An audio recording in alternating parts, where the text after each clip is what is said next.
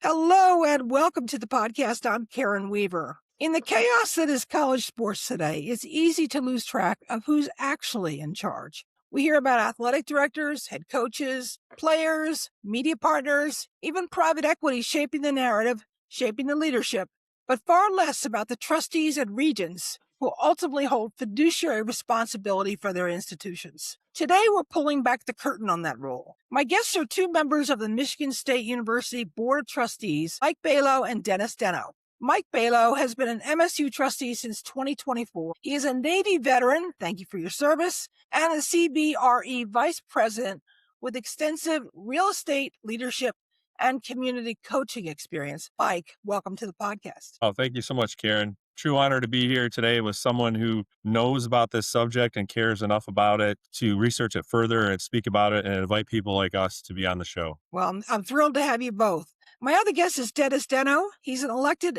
Michigan State trustee in 2022. He is a polling firm founder, former legislative staffer, and investigative analyst who chaired Michigan State's recent presidential search committee. Dennis, welcome to the podcast. Thank you for having me on. And I love your podcast. I've been listening to them. I think they're really great, and it's an honor to be on. Thank you. I'm honored to have you both. All right, so let's talk about the Big Ten Conference for a second. As the Big Ten undergoes massive transformation from West Coast expansion to 4 schools to a staggering $1.37 billion media rights deal, the payment of which was just made in that amount this past year, Michigan State is facing increasingly complex decisions around athletics, revenue generation, and long-term financial commitments that extend well beyond conference payouts. So, Mike, I'll start with you. How do trustees balance opportunity with responsibility in this high-stakes environment? Yeah, it's such a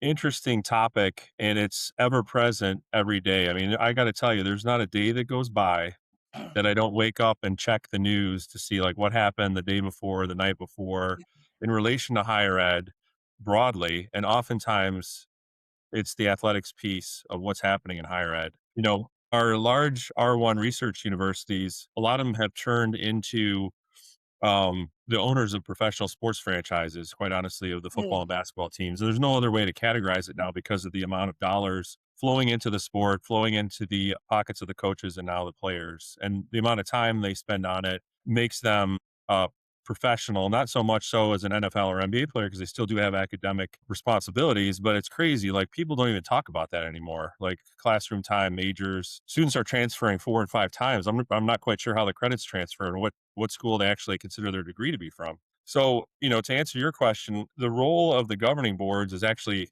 more critical now than it ever has been before because there's immense pressure upon university presidents and athletic directors to build up their athletic programs, specifically their football and basketball programs, the things that are on television to win. And, we look at the success that Indiana had last year in football, which seems like it came out of nowhere, which was great for them and impressive, of course. And that's a signal to many schools that things can turn around quickly if the resources are aligned. What we have now is really an arms race, which we can get into more later. But the governing boards have to be the ones that are truly the adults in the room and in the best sense of that phrase, in terms of remembering that we're schools and universities and we have a higher calling. And athletics is not the be all end all. It is an exciting part of the university, but it's something that needs to be celebrated and embraced, but needs to happen in its proper context and shouldn't subtract from the overall mission of the university in any way, which is quite honestly the risk we're facing now if not enough attention is paid to proper governance. Dennis, what are your thoughts on that question? Yeah, first of all, I just want to clarify that Mike and I are speaking on behalf of ourselves and not on behalf of the entire board of trustees or the entire university. Very good. Yeah, no, I think, our responsibilities as trustees, as a board of trustees is we have oversight over the university. We have oversight over the athletic department. We are not supposed to, and we don't micromanage or interfere in that. But, we need to see the financials. We need to understand what's going on. And if there's a concern, we need to raise that concern, and those concerns need to be addressed and taken seriously. Yeah. So we use the word fiduciary a lot. So Dennis, what is your understanding of what a fiduciary responsibility is for a trustee in the world of athletics oversight? Yeah, I mean, I consider our roles very similar to a legislature in which The president, the administration comes in with a budget. We, as a board, review that budget. We make suggested changes, and we sit down as adults in the room and try to figure it out. And Mike, when you're presented with this budget, there's obviously going to be contractual arrangements, right? Where you're guaranteed to get this amount of money over this period of time, and then you trade off by giving away your grant of rights to the Big Ten network, that type of thing. I'm sure you've been presented with some documents that are new kinds of partnerships. Talk a little bit about what you look for first. And if so, how much information you get to kind of contextualize that decision. Right.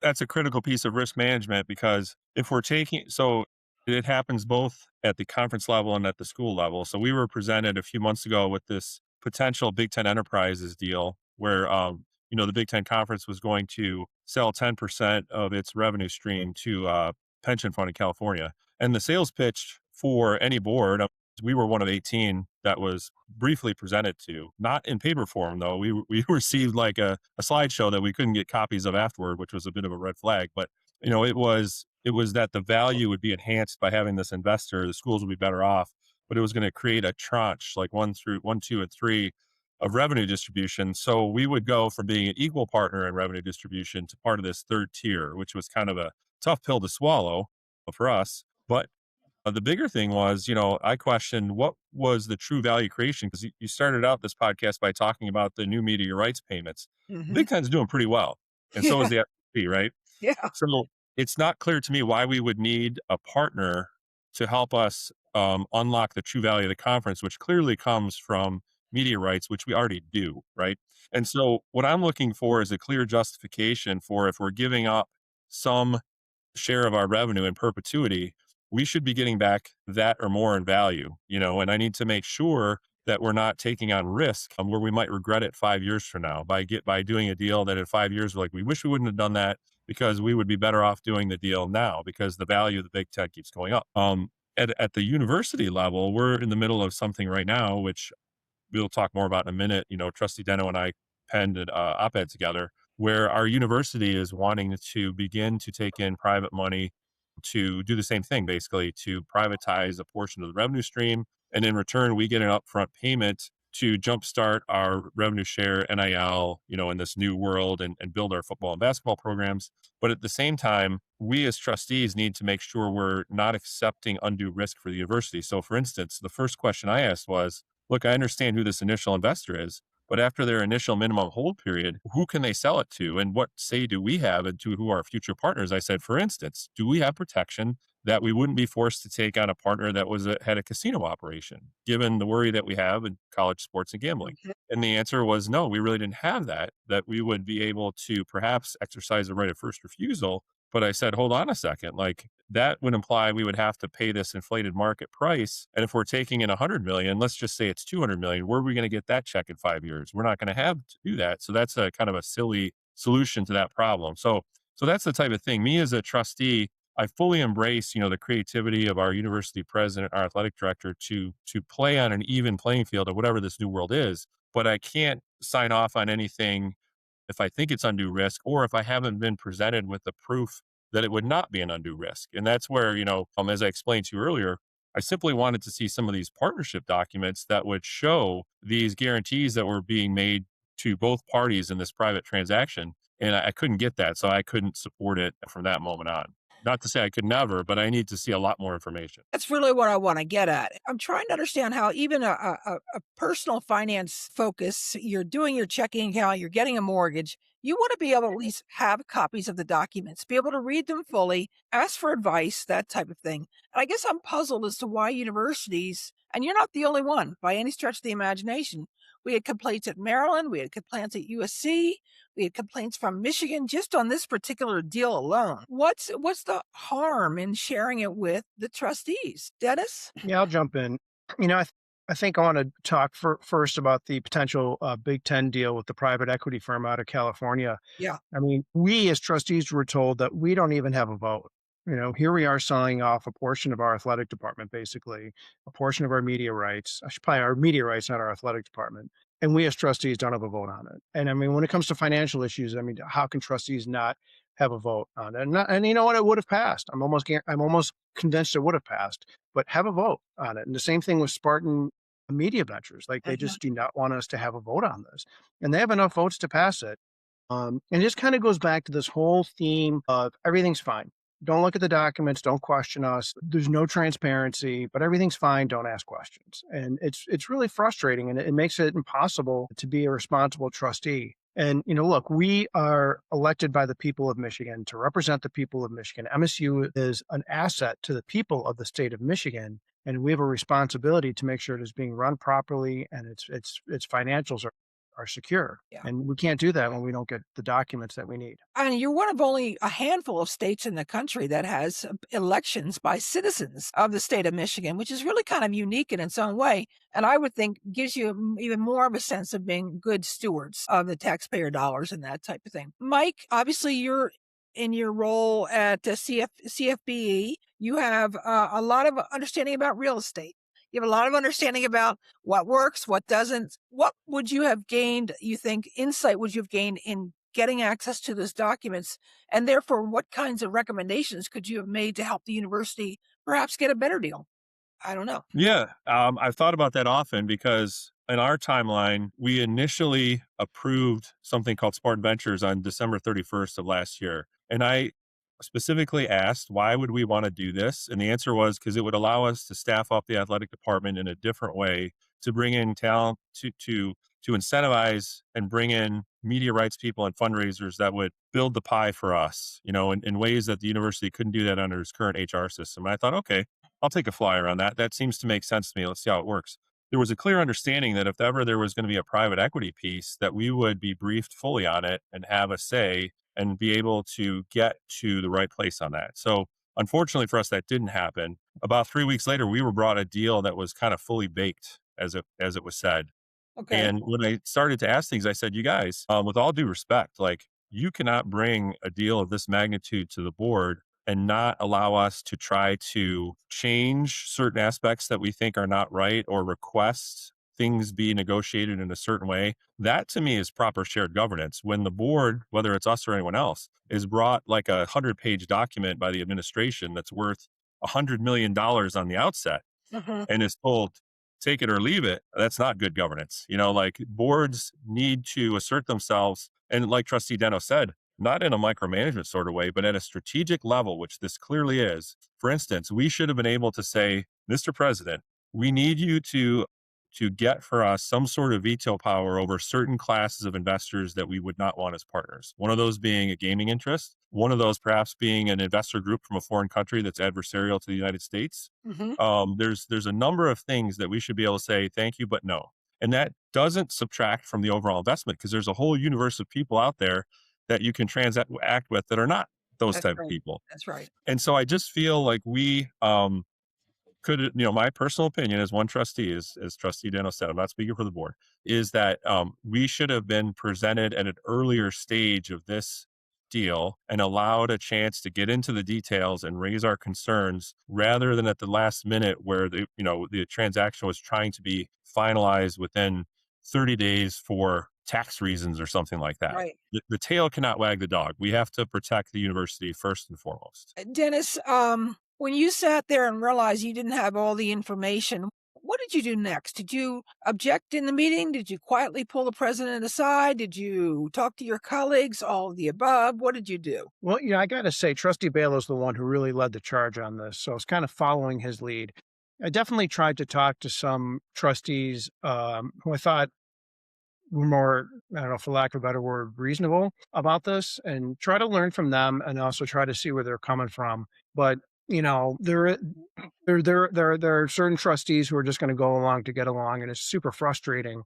And I learned a lot about this talking to Trustee Balow, and it was frustrating because they obviously didn't want us to vote on this, but there was like a resolution they wanted us to support. And Mike, correct me if I'm wrong, but We did vote on that, and it passed 5-3 with you and I and Trustee Vassar voting no, but that was just a resolution, and we didn't even really know what we were voting. To your point, Trustee Denno, and it's important, Karen, to understand, like, that was at the December meeting, which was the first meeting.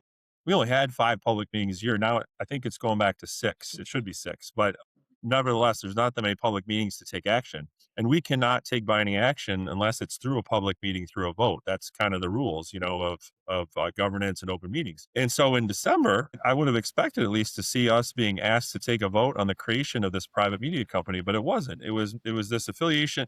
It was the authorization for the president to enter into a brand management agreement, which was tangentially related to the core issue, but not really. So when I look back at how this was all done, in addition to kind of having an objection to being left out, I have an objection that we actually didn't create what is now known to exist, we think. So I have questions as to its legitimacy, because if it was done legitimately, there would have been a very public vote on the creation of this media company, and we could vote accordingly, and we count up the votes, and who wins, wins, and who doesn't. I don't have a problem with that. And that's why in just this last meeting, which I think was in April, I drafted a simple 1-page resolution that simply said, if there is to be a private media company created within the athletic department, it will be subject to Freedom of Information Act requests, just like the university is, because the university owns the company. It's the majority partner. And trustees would not be forced to sign non-disclosure agreements where we could be sued and our personal wealth can be put at risk and taken to court simply for asking for documents that would do our job. And it was a simple 1-page document. I'm thankful that Trustee Denno and Trustee Vassar supported putting that on the public agenda. It takes 3 votes to do that. But 15 minutes before the meeting, the other 5 trustees took it off because our bylaws also say that 5 trustees can remove an item. So it's this weird game of putting it on and taking it off. Whose hand is on top of the bat last, right? It's silly. Yeah. And so it's questionable governance, because to me, we could put that on the agenda and vote our conscience, and then that's what the people need to see from us. But what they don't need is us doing things in the dark outside of view, which is kind of a lot of what's happened. And it leads to all kinds of questions about, then who do the trustees go to if they feel like that they want to, get the institution to operate at least in a more democratic manner. In other words, you don't care who wins or loses. You just want transparency. Mm-hmm. And I mean, is there an outlet? Who would you go to? The general counsel? I mean, I have no idea. Go ahead, Trustee Denno. You take that one, and then I'll probably have a piggyback on that one. Yeah. So under our I guess our bylaws, the general counsel answers directly to the president of the university. So he or she is not going to really rock the boat. I'll leave it at that for now. Yeah. I mean, so, you do an op-ed like, Trustee Balow and I did. And, the administration gets really upset about that. It's just really fascinating. And part of the problem, I think, is most legislative bodies are subject to the Open Meetings Act. So if 5 of the 8 meet, you're subject to the Open Meetings Act. We're not. Interesting. Yeah, it is kind of interesting. So the 8 of us can meet and have serious discussions. We don't vote, but I mean, all decisions are made in private, and we're talking about, millions, billions of dollars being determined. And the public has no idea what we're doing. And I really wonder if that's part of this root problem here with transparency at least at Michigan's public universities. It's a good question. Not to be too personal, but who pays your salary, the taxpayers or the university? What salary? Oh, yeah. That's right. Who would want to do this job for $0? Right? We must be crazy. I know. This is more common than I think most people realize. And that's one of the reasons I wanted to have this podcast today, is that we are really putting trustees in a very difficult position by not allowing them to do what they've been hired to do, which is basically fiduciary responsibilities. One of the conversations I had with another trustee earlier this year was that they made a really good point. They said, you might be signing a 20-year deal on behalf of the institution. The president won't be there in 20 years. You won't be there in 20 years, but the institution will be impacted over those next 20 years. Wouldn't you want more reinforcement, more support, more perspective to do the best thing for the university going forward? That is clearly not what's happening right now at some universities. Yeah. 100% yes. Today, tomorrow, and always. What you said is true. And I think about that all the time. And I said as much to our members of our administration here. I said, in 5 or 6 years, if something goes wrong with this deal or sideways, And the question is asked of us trustees, and both Dennis and I will still be on the board at that point. Yeah. What did you do to ensure the university didn't accept undue risk? We cannot say to them, well, we tried, but we weren't given access to all the information. That is a weak argument. Like, we have to be able to say, we asked the questions, we tried to document it, we did everything, and either we were successful or we tried like hell and were stymied. And what else could we do, right? And so I often think that when we're speaking at public meetings or even on podcasts like this, we're speaking into the historical record, saying and doing what we feel is right at the time that we hope will stand up to scrutiny years from now. And I'd like to convey to any member of your audience that might be a trustee or a regent or whatever they call them on another university board, don't ever give away the power that you were entrusted with for any reason. Like, we were put there, whether we were elected or appointed, to be the overseers of these universities. And it is a sacred trust. We have to ask the hard questions. If we don't, that is an aberration of our duty. And sometimes it's uncomfortable, unfortunately, but we have to be comfortable being uncomfortable to do what's right so that, future generations will look back and say, well, they tried to exercise the authority that they were given in the proper way. And like Trustee Denno has said many times, none of this is personal. Like, we don't throw anyone under the bus. We don't say anyone's like wrong. Or it's about the issues. It is about people of good faith trying to get to the right place on the issues. And I think that there has been this thing in this country where at universities, boards have been too deferential to the administrations. Mhm. And sometimes board members have interfered, for sure, but that's not what we seek to do. We seek to have the balance of oversight where we're at, 10,000 feet at a strategic level, but we have to do that job effectively. And if we don't, nobody else will. Not the governor, not the Yeah. legislature, nobody. That's right. That's right.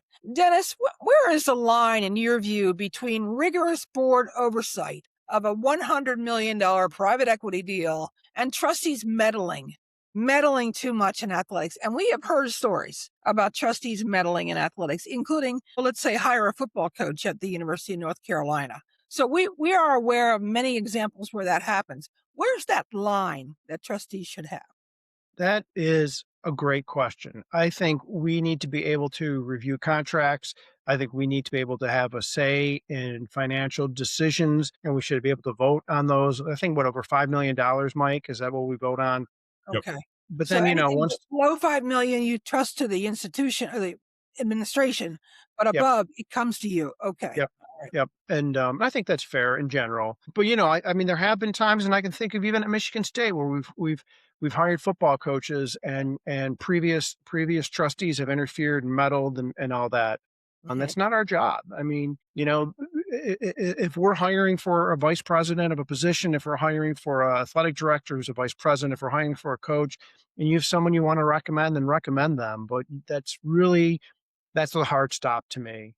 And trying to cut deals, contracts, get deals for yourself or your friends, no, you shouldn't be doing that. Again, if someone wants a contract with MSU, there's a process, and you give them their name and all that, and that's it. You stop. Yeah. That's not what we're supposed to be doing. Right. Right. You mentioned earlier about Spartan Media Ventures, and I find that to be one of the most wide open, but also fraught with peril spaces for universities because of all of the content around branding, licensing, who owns what. And let's just stop for a second and talk about athletes and their name, image, and likeness. Who gets to use what content when? How does it interfere or not interfere with the Big Ten Conference's grant of rights that Michigan State has given way back in the 1990s? Early 2000s to the Big Ten Conference, yet there's room there to create all kinds of content. Should trustees have a say in the kinds of content? Let's just say you decide to create a long-form documentary on one of your athletes, and you film in the facilities and that type of thing. Is that the kind of thing that trustees should get involved in? Or are we looking at more of the broader legal issues that go around those media agreements? I'll take that one. I think it's the latter. Again, we're not going to tell them how to create content or who to go to, but certainly making sure that they're doing it legally, that there's fair deals for all involved, that there's no illicit content or personal secrets being told or people being humiliated or anything like that. Again, it's the risk profile of the university. It has to be done the right way. And as long as that's happening, the Inside Smart Media Ventures in this case would have a creative license to do what they think is best to produce quality content and maximize the value of the brand for sure. Okay. And again, that's where I think we're striking it about perfectly. Like when we hired Coach Fitzgerald, Pat Fitzgerald, our new football coach, who we're very happy with. That hire was made by the athletic director with zero input from the board of trustees. We didn't even know it was happening until they brought us, the contract. So that's about right. And same thing it goes for the media company. Right now, like we, as well as many schools, already have contracts with media content providers. Like ours was a group called Fox Sports Media originally, and it's Playfly. That's not a secret. They do Yeah. these things all over the country. Learfield is another one. So the creation of Spartan Media Ventures is an effort to say, hey, there's value we can unlock by internalizing some of that. No different than a company might vertically integrate an operation that they previously had outsourced. But again, it just needs to be done with the proper oversight, because if it affects our student athletes, if it affects our budget, we need to be read into that. And really, there's nothing that we shouldn't be able to see. Like that's the immediate red flag when they say, well, it's a private company, so you have to sign a non-disclosure agreement. Hold on a second. Yeah. When we started doing this, there wasn't even a board set up for these separate entities. It was two lawyers that were talking, and one of them was giving us legal advice. And all of a sudden I was informed that he was representing this entity, which wasn't even fully created. And he was demanding that I sign an NDA. Like, this is really weird. Like, Yeah. I can't get my arms around what's going on here. Yeah. Yeah. Yeah.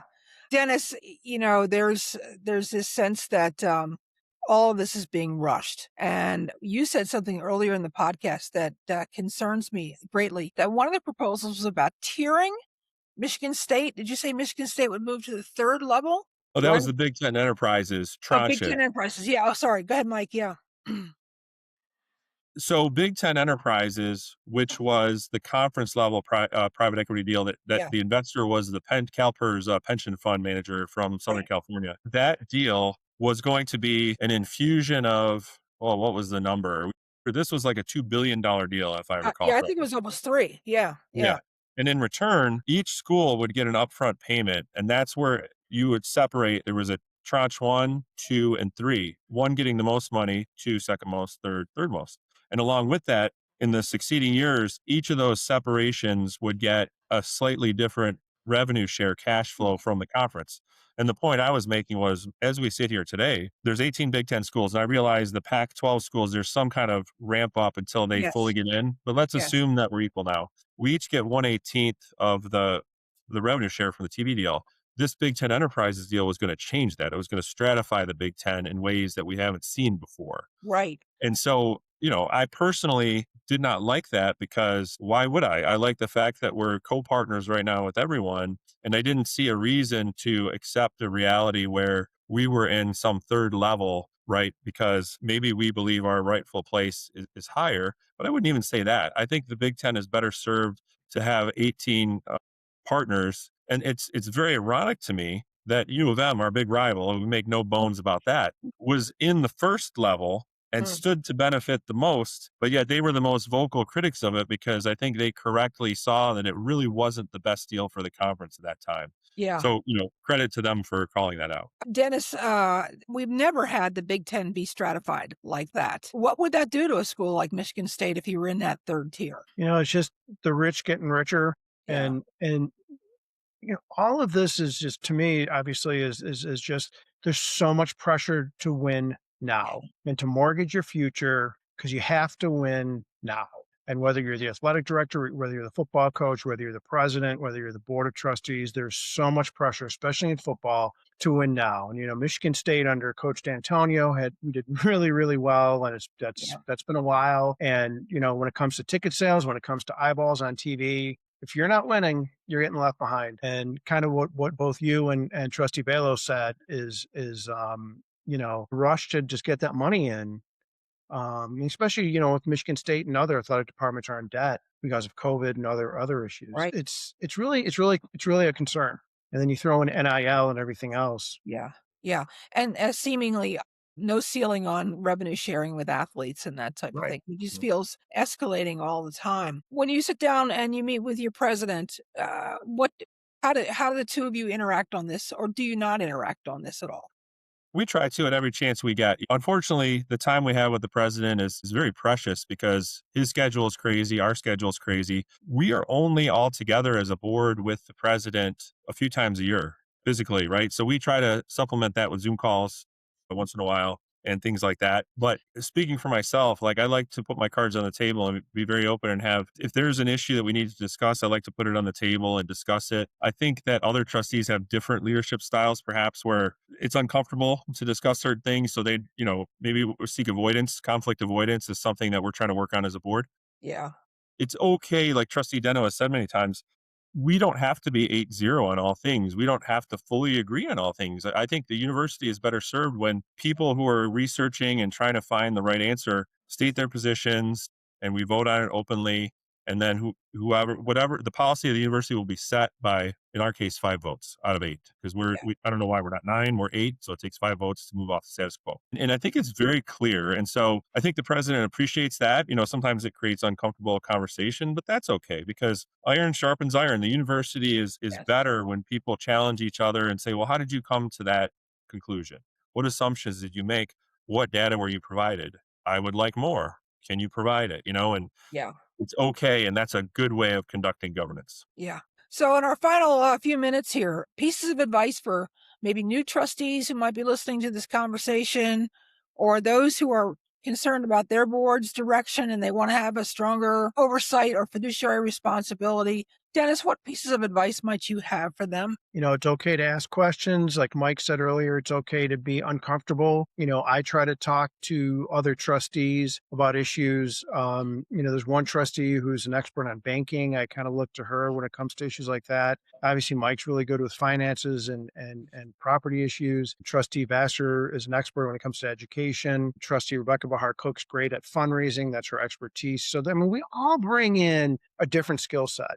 And I love that. The interesting thing is there's a fundamental disagreement on what a trustee is supposed to do. Mike and I feel like we are kind of the checks and balances on the administration, and other trustees feel that their job is to support the administration no matter what. So I guess my advice is it's okay to ask questions and try to build alliances and realize the strength of all your trustees. And Mike, your thoughts? Yeah, well struck, Dennis.